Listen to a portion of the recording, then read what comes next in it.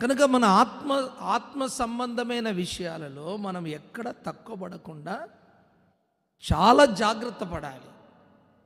డబ్బులు తక్కువన్నా పర్వాలేదు, నీకు సొంత ఇల్లు లేకపోయినా పర్వాలేదు, డోంట్ వరీ. అర్థమైందా? బాధ లేదు. నీకు బ్యాంకులో డబ్బులు లేకపోయినా పర్వాలేదు, నీకు సరైన ఆరోగ్యం లేకపోయినా పర్వాలేదు, ఈ భూమి మీద నీకు ఏమి లేకపోయినా పర్వాలేదు, కానీ ఆత్మీయకంగా మాత్రం నువ్వు తక్కువ పడకూడదు. చూడండి, లాజరు ఉన్నాడు, ధనవంతుడు ఉన్నాడు.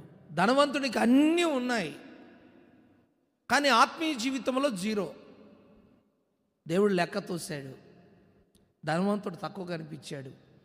లాజరు చూడండి, ఏమి లేవు, కానీ ఆత్మీయకంగా హై స్టాండర్డ్లో ఉన్నాడు. ఆమె చెప్దామా? ఉన్నతమైన స్థితిలో ఉన్నాడు లాజర్. అందుకే దేవదూతలు వచ్చాయి, ఏమి లేవు లాజర్, నీకు ఇల్లు లేదేంటి, నేను నిన్ను తీసుకెళ్ళను. నీకు ఉద్యోగం లేదు, తీసుకెళ్ళను. నీకు బంగారం లేదు, తీసుకెళ్ళను. నీకు పట్టు చీర లేదు, పట్టు వస్త్రాలు లేవు, ఇవన్నీ అవసరం లేదు. నీకు కావలసింది పరలోకమే. నీకు కావాల్సింది పరలోకమే. నీకు కావాల్సింది పరలోకమే. పరలోకం కోసం బ్రతుకు. ఇంకా ఈ వస్త్రం కోసం, డబ్బుల కోసం, ఈ తుచ్చమైన వాటి కోసం నీకు ఏమి లేకపోయినా పర్వాలేదని చెప్తున్నాడు కదా.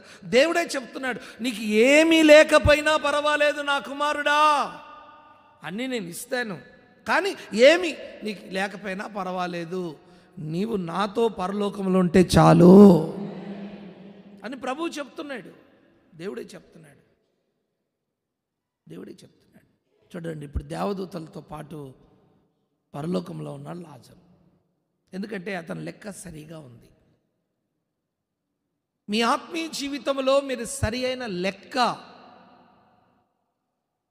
మీరు సిద్ధపరచుకోవాలి. సిద్ధపరచుకోవడానికే మన ఆయుష్కాలాన్ని దేవుడు పెంచుతున్నాడు.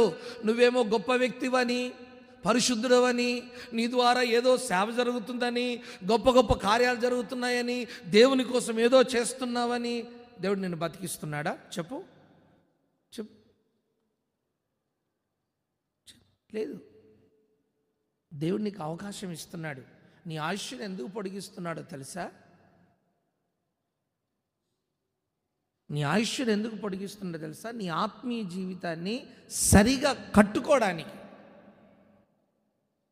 అందుకే మన ఆత్మీయ జీవితాన్ని చక్కగా కట్టుకొని దేవుడు మనల్ని తూచినప్పుడు ఏ విషయంలో కూడా తక్కువ పడకుండా, ఆమేన్, హల్లెలూయా, సరిగా కనిపించుటకు దేవుడు మనకు సహాయము చెయ్యునుగాక.